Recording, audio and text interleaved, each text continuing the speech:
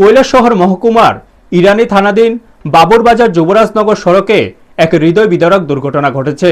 নবম শ্রেণীর দুই ছাত্র দামি বাইক চালিয়ে গৃহশিক্ষকের বাড়ি যাচ্ছিলেন, কিন্তু যুবরাজনগর এলাকায় পৌঁছলে নিয়ন্ত্রণ হারিয়ে একটি কুটির সঙ্গে ধাক্কা লাগে। ধাক্কায় বাইক উল্টে যায় এবং ছিটকে পড়েন উভয়ই। ঘটনাস্থলে বাইক চালক আব্দুল কায়ুম মারা যায়। তার দেহ বর্তমানে জেলা হাসপাতালের মর্গে রাখা হয়েছে। অপর ছাত্র গুরুতর আহত হওয়ায় প্রাথমিক চিকিৎসার পর তাকে উন্নত চিকিৎসার জন্য আগরতলা জিবি হাসপাতালে স্থানান্তর করা হয়েছে। এরকম ঘটনাতে পুরো এলাকাতে শোকের ছায়া নেমে এসেছে।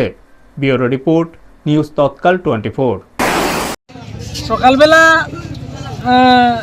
অ্যাক্সিডেন্টের শব্দ পাইয়া আমরা প্রত্যেক গ্রামের সব মানুষ আইয়া আছি যে দুইটা স্টুডেন্ট যেমন লগভগ 12-13 বছরের এরকম নানিবা এরকম দুইটা ছেলে মানে একদম বাইকটি এখনো আছে অ্যাক্সিডেন্ট করিয়া মানে এখানে ফালাইন অবস্থা আসলো।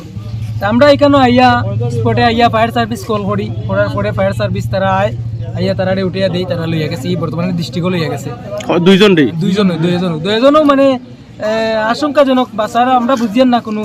আচ্ছা, এই জায়গাটার নাম কিটা? এটা হইল গিয়া টিলাবাজার থেকে বাবুবাজার যাওয়ার বিসিআর পাবনা টাউন পরিচয় সবাই জানে, পাবনা টাউন।